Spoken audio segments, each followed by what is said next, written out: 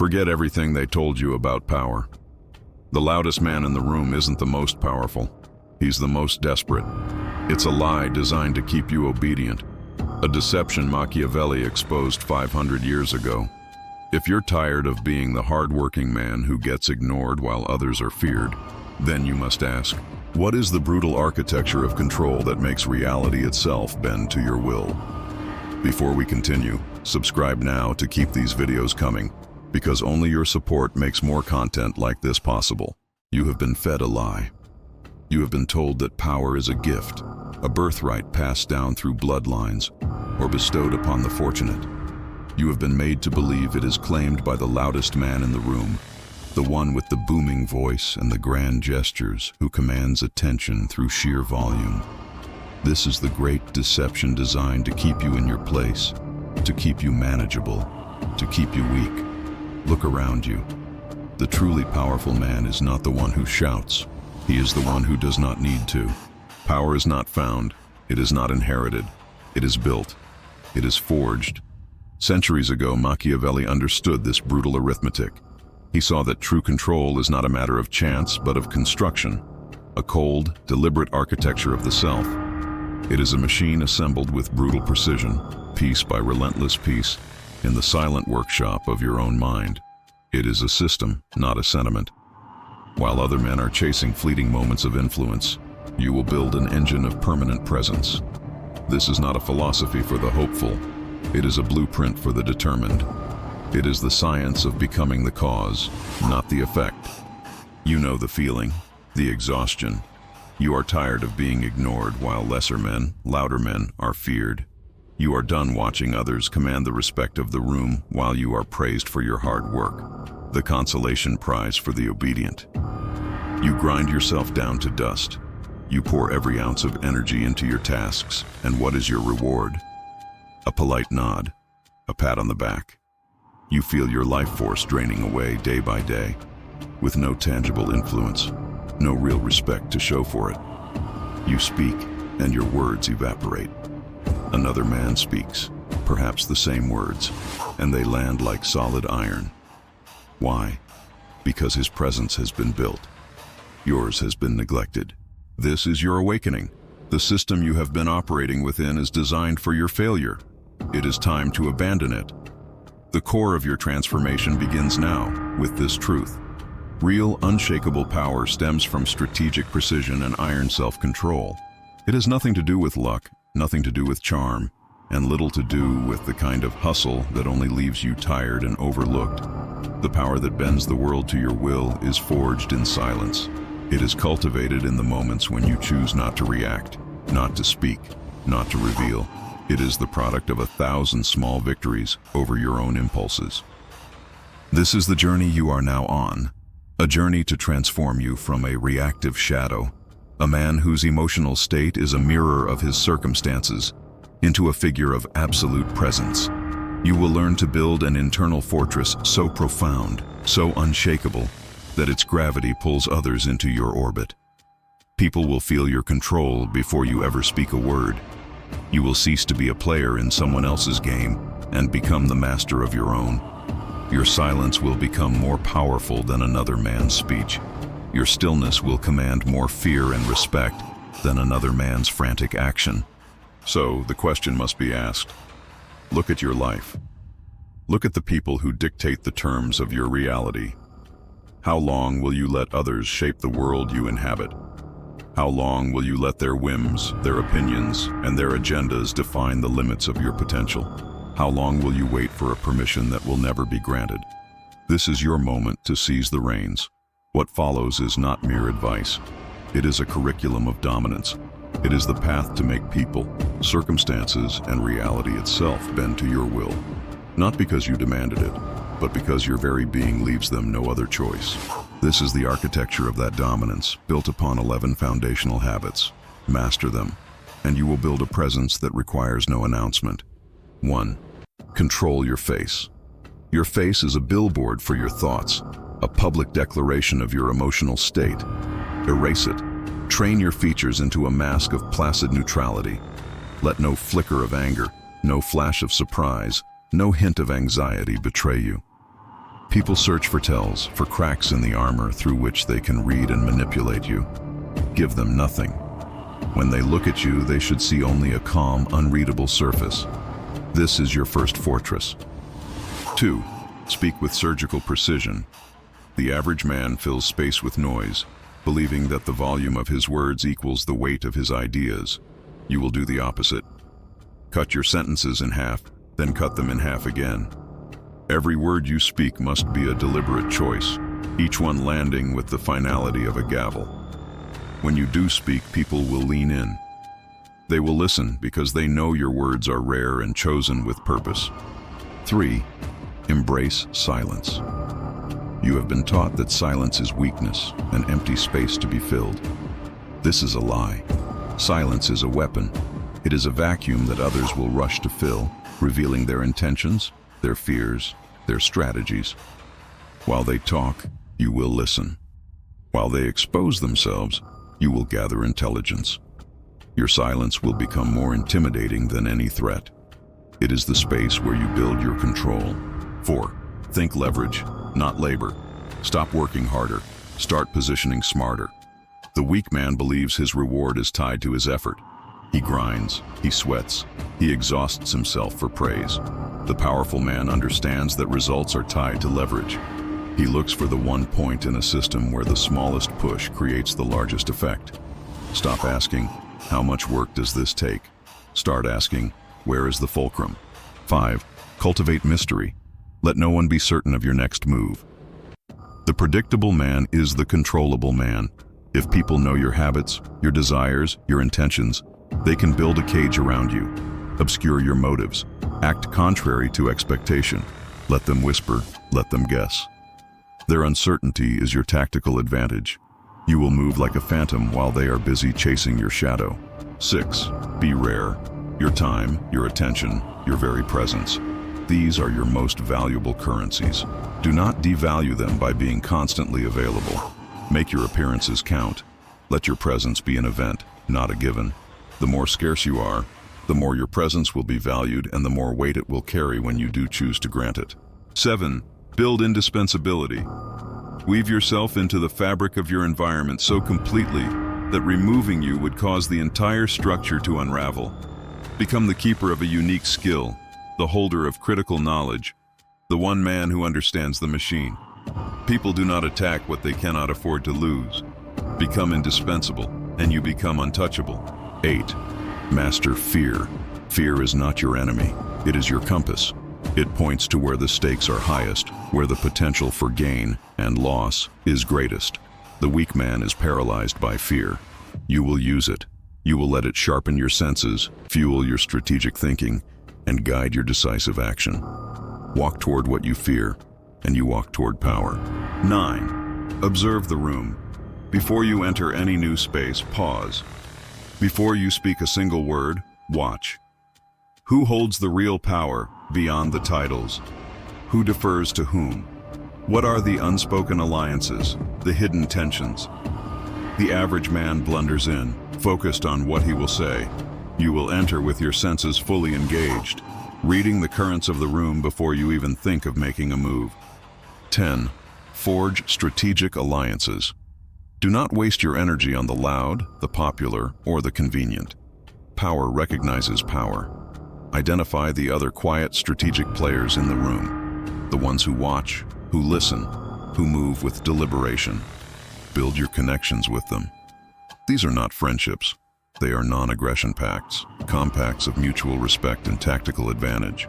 11. Project Calm. Chaos will erupt around you. People will panic, emotions will run high, and situations will spiral out of control. In the center of this storm, you will stand unshaken. Your calm will be a rebuke to their hysteria. It is the ultimate display of control, a signal to everyone that you are not a victim of circumstances, but the master of them. Now picture him, the man you have been. See him in the room, fidgeting, his face an open book of anxiety. He speaks too quickly, too much, desperate to be heard. He reacts instantly to every slight, every challenge, his emotions pulling him like a puppet on a string. He works hard, but he is never feared. He is predictable, transparent, and manageable. Now, see the prince. He enters the same room. He is still. His face reveals nothing. His silence commands attention. When he speaks, the room quiets. He is calm amidst the chaos, his presence a source of gravity that bends the entire dynamic toward him. You feel the difference. You know which man you are meant to be. The choice is yours to build. You have been given the components, the 11 pillars of the architecture. But a pile of stones is not a fortress.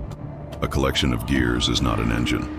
The average man will take these habits and treat them as a checklist. He will remember to control his face in a meeting. He will try to be silent in a negotiation. He will practice these techniques in isolated moments of high stakes, and then, when the pressure is off, he will revert to his old self, the reactive, transparent man he has always been. This is the path of the amateur, the dabbler. It is the path to failure. A habit is a conscious choice, an act of will you must impose upon yourself again and again. It is fragile. It can be forgotten in a moment of anger, abandoned in a wave of exhaustion. You are not here to collect fragile habits. You are here to build an unbreakable system. A system is not a choice. It is your new reality. It is an operating principle that runs in the background of your mind, silent and relentless. It is the fortress built from the stones, where each piece supports the other, creating a structure that is more than the sum of its parts. It is the machine, fully assembled, humming with quiet, perpetual power. The transition from practicing habits to living a system is the true alchemy of this journey. It is the point where you stop thinking, "I must be silent now," and instead, silence becomes your native tongue. It is the moment you no longer have to consciously erase emotion from your face, because your internal state has become so controlled that your face has nothing to betray. You do not act with precision. You are precision. The man who must remind himself to be powerful is merely playing a part, but the man whose very being is a system of control projects power as effortlessly as a star projects light. It is not an act. It is a fundamental property of his existence. This is the internal kingdom you will now build. While other men are focused on the external world, chasing promotions, seeking validation, reacting to slights, your work will be silent and inward. You will fuse these 11 principles into a single seamless whole. Your observation of the room will instantly inform the leverage points. Your mastery of fear will fuel your strategic calm. Your indispensability will be the natural outcome of your surgical precision and your rare valued presence. They will cease to be individual tactics you deploy and become interconnected reflexes, a web of steel woven into the core of who you are. People will not know what has changed. They will see the same man, but they will feel a different gravity. They will find themselves deferring to you without knowing why. They will weigh their words more carefully in your presence. Your stillness will become a source of profound unease for the loud and the chaotic, a magnetic center for the strategic and the serious. They will feel the weight of your system, the unshakable foundation you have built within yourself. They will not be responding to a man trying to be powerful. They will be responding to power itself, made manifest in human form. The time for practice is over. Practice is for the student. It implies the possibility of error, the luxury of a rehearsal. You are no longer a student. The stage is your life, and every moment is a live performance with permanent consequences. So ask yourself, are you ready to stop practicing and start dominating? Are you ready to weld these tools to your soul so they become as much a part of you as your own bones? Are you prepared to become the man who does not need to consult the blueprint because he has become the architecture? This is the final escalation. To leave behind the man who tries and to forge in the fires of absolute discipline the man who simply is. This is how the forging is done, not with sporadic effort, but through relentless systemization. You will now install the operating architecture of the powerful man, 8 interlocking systems that govern your every action until they are no longer instructions you follow, but the very code of your being. This is the path from acting powerful to becoming power itself. The first system is absolute facial discipline. The habit was to control your face in a meeting. The system is to lock it down permanently. Your face is no longer yours. It belongs to your strategy. When you read a text that infuriates you, when a colleague insults you under their breath, when you face an unexpected victory, the mask remains. It is an unreadable shield of placid neutrality, your default state of being. You will train this in private, looking in the mirror, letting waves of emotion wash over you while your expression remains a sheet of glass. Let them search your face for a crack in the armor. They will find nothing but their own reflection and the unease that comes from confronting a man who is utterly in control of his inner world. The second is the system of measured speech. You will retrain your tongue. The average man's tongue is a leaky faucet, dripping pointless words and draining his influence. Your tongue will become a blade, kept sheathed until the moment it must strike. The system dictates that silence is your natural state. Speech is a deliberate, costly action. Before you speak, you will feel the physical weight of the words. Are they necessary? Are they precise? Do they advance your position? If not, they remain unspoken. People will learn that when you break your silence, it is to pronounce a verdict, to deliver a critical piece of information, or to ask a question that changes the entire frame of the conversation. They will lean in. They will listen. Third, you will install the system of the strategist's gaze. Every room you enter is now a chessboard. The habit was to observe. The system is to map. Your eyes are not passive receivers of light. They are active scanners of power. You enter, and the system engages instantly, before you take your seat, before you say a word. Who leans away when another speaks? Who holds eye contact too long? Who is the quiet gravity center that others orbit without realizing? You are not looking at people. You are analyzing positions, identifying lines of attack, and noting points of leverage. While they are busy with introductions, you have already understood the hidden architecture of the room. Fourth is the system of strategic networks. Friendships are for the common man. You will build a portfolio of assets. Every connection is evaluated through a cold, clear lens. Does this person grant access?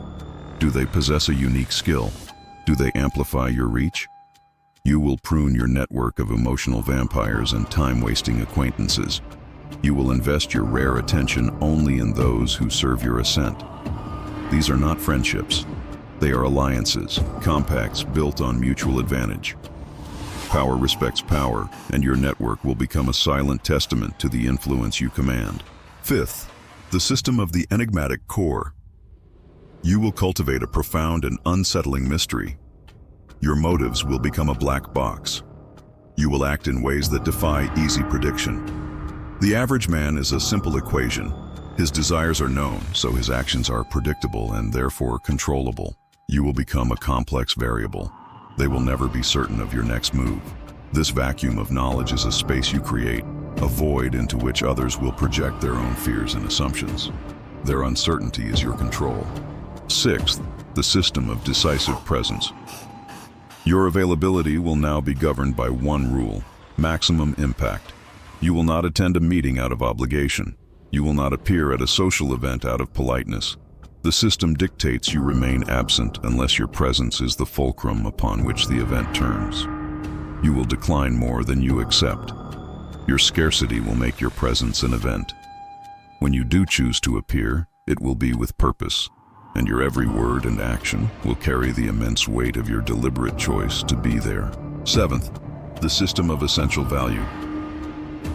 You will make yourself indispensable. This is not about being the hardest worker. It is about becoming the only man who knows how to fix the machine, the only one who holds the key. In every project, in every organization, in every group, you will identify and master the one critical function that no one else understands. They will not attack what they cannot afford to lose. You will embed yourself into the very foundation of the structure, making your removal an act of self-sabotage for them. The final system, the keystone that holds the arch, is the emotional fortress. Fear and anger are no longer your enemies. They are raw fuel. This system is an internal furnace that takes the chaotic energy of emotion and smelts it into cold, hard resolve. When fear arises, it signals where the highest stakes are. You will not retreat from it. You will metabolize it, turning its energy into heightened awareness and sharper focus. When you are provoked, The surge of anger will not escape through a sharp word or a clenched fist. It will be channeled inward, feeding the engine of your will. No crack will ever show in your armor, because the fire that rages within now powers the fortress. See them now, side by side. The average man, his face a twitching billboard of anxiety, his words a nervous flood, desperate for approval. He stumbles into a room and reacts to whatever is thrown at him. Now, see the prince. He is governed by these systems. He enters. His face is a calm mask. His silence is a weight. His eyes see the hidden currents. His every move is deliberate. His presence a calculated force. He does not react. He dictates. One is a slave to his impulses. The other is a master of reality. The choice is no longer which habits to practice. The choice is which man to become. The systems are installed. The architecture is complete. You have meticulously built the internal machinery of control, assembling it piece by relentless piece within the silent workshop of your mind.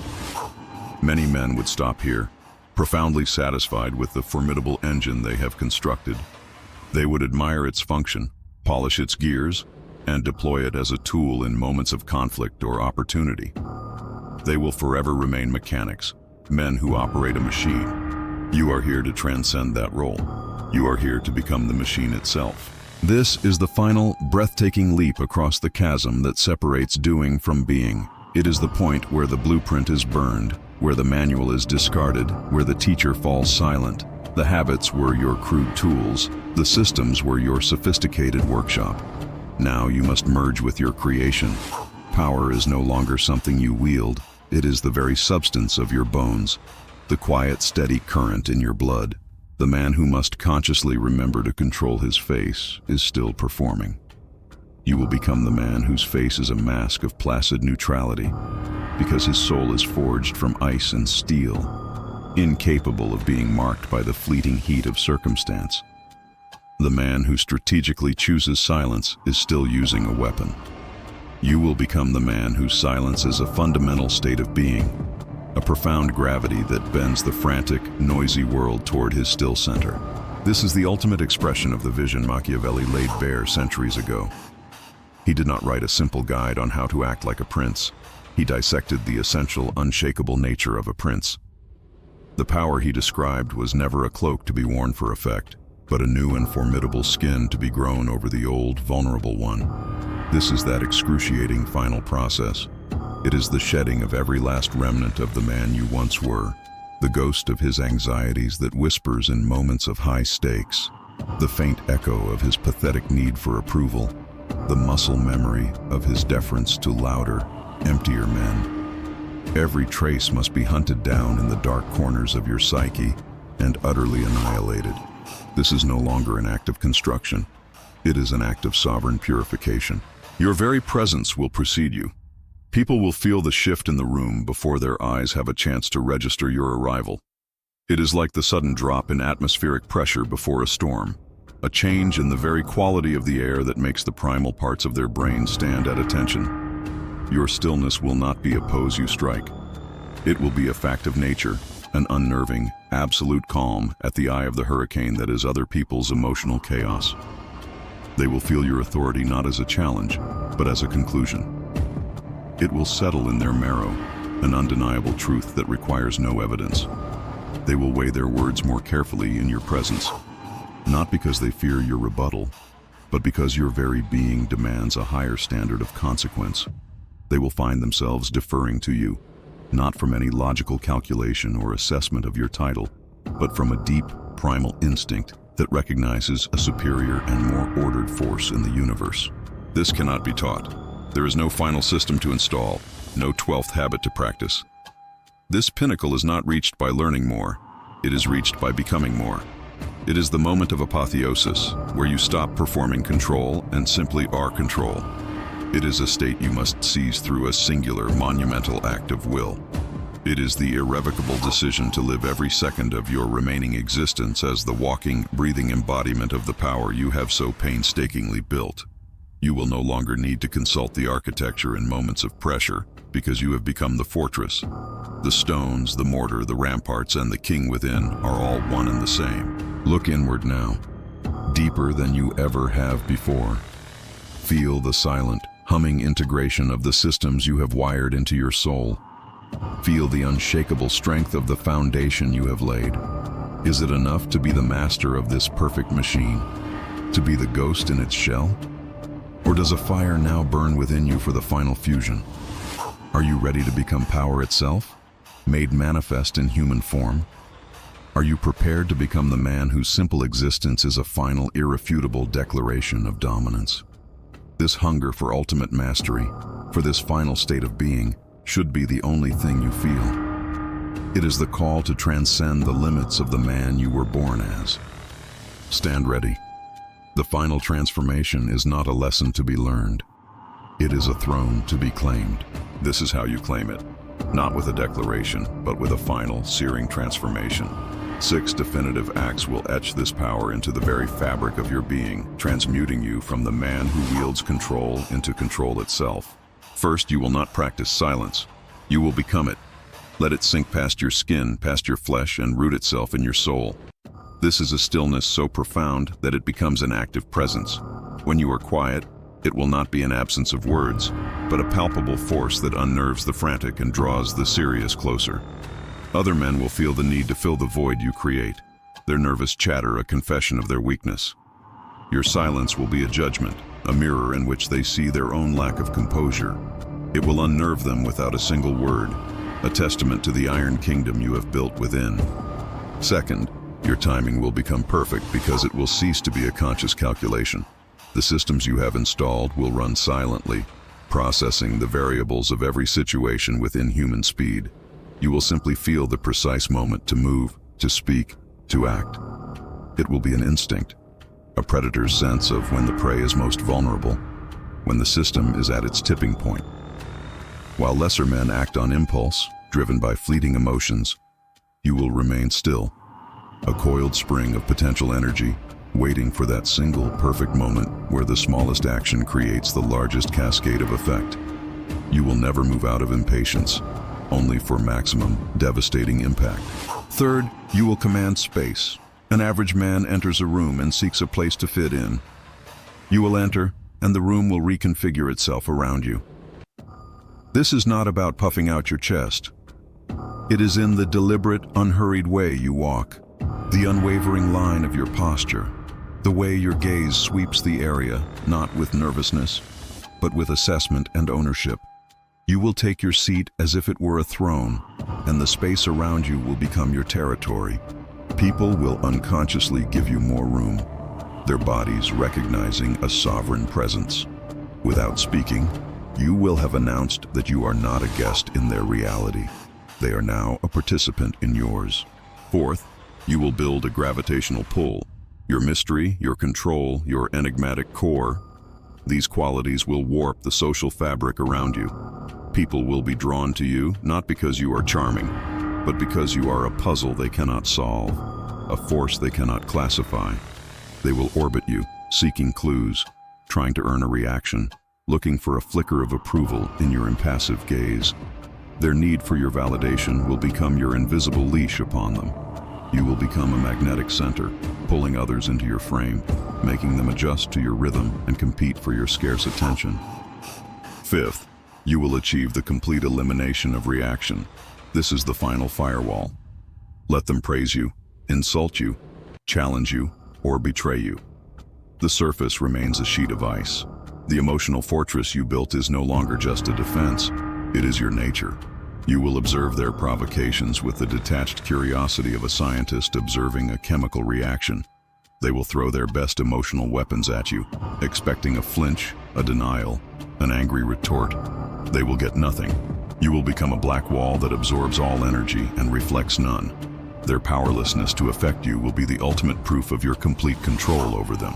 And sixth, the culmination of all that you have become. You will radiate fear and respect as a fundamental property of your existence. This is not the fear of a bully, but the primal awe reserved for forces of nature.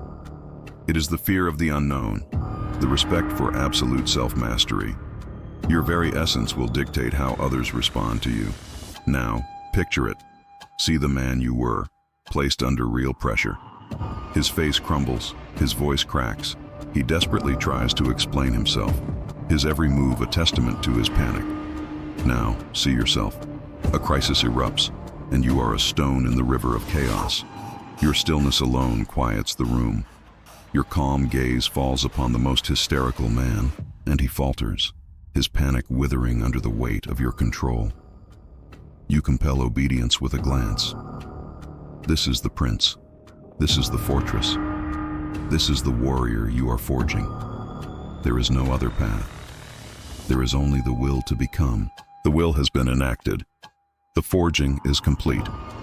Look now, not at a reflection in the mirror, but at the world as it reflects you. The man you were is a phantom, a whisper of anxiety and wasted effort that has been burned away by the relentless fire of your discipline. You have walked the path, from the pathetic shadow who begged for notice to the undeniable force who commands it without a word. The habits have been fused into systems, and the systems have been integrated into your very soul. You are no longer the man who operates the machine of power. You are the machine. Your silence is the first testament to this new reality. It is no longer a tool you deploy, a strategic pause in a conversation. It has become your native state, a profound and heavy atmosphere that you carry into every room. It is a blade. When it is unsheathed, it does not merely cut off the empty words of others. It dissects them. It slices through their nervous chatter, their desperate posturing, their hollow arguments, and lays bare the fear and weakness at their core. In your quiet, they are forced to confront their own lack of substance. People will rush to fill the void, and in their haste, they will confess everything. Your silence is a verdict delivered before the trial has even begun. A quiet judgment that separates the serious from the trivial, the powerful from the pretender. Your control has become your kingdom. It is no longer an act of will you impose upon your face or your tongue. It is the unshakable bedrock of your being, an inner world of absolute order. This kingdom has no unguarded borders, no traitors within its walls. The emotional chaos that rules the lives of average men, their sudden rages, their paralyzing fears, their pathetic need for praise, cannot find purchase within you. They are foreign tongues you no longer understand. This internal stability projects outward as an immense and unnerving gravity. In the midst of crisis, when others are frantic, your placid neutrality is not a comfort. It is a rebuke. It is a declaration that you are not subject to the same flimsy reality they are. You are the sovereign of your own, and its laws are iron. Your presence is now a law unto itself. You do not enter a room hoping to make an impression. You enter, and the physics of the room change. The way you move, deliberate and unhurried, claims the ground you walk on. The way your gaze sweeps the space is not a search for acceptance, but an act of assessment and dominion. People will shift, unconsciously making way, their primal brains recognizing the arrival of a more organized, more formidable force. They will not decide to respect you. They will simply find that respect is the only response possible. Your presence requires no announcement, no title, no grand gesture. It is a fundamental truth that settles in the room like the weight of the air itself. You are not a guest in their reality. They are now participants in yours. This is the man Machiavelli envisioned. The prince not as a role to be played, but as a state of being to be achieved. He knew that true power was not a set of tactics, but a total internal transformation. It is the absolute shedding of the slave self who reacts, and the total embodiment of the master self who dictates. There is no going back. The architecture is complete, and you are its living embodiment. You do not need to think about leverage. You instinctively see the fulcrum. You do not need to cultivate mystery.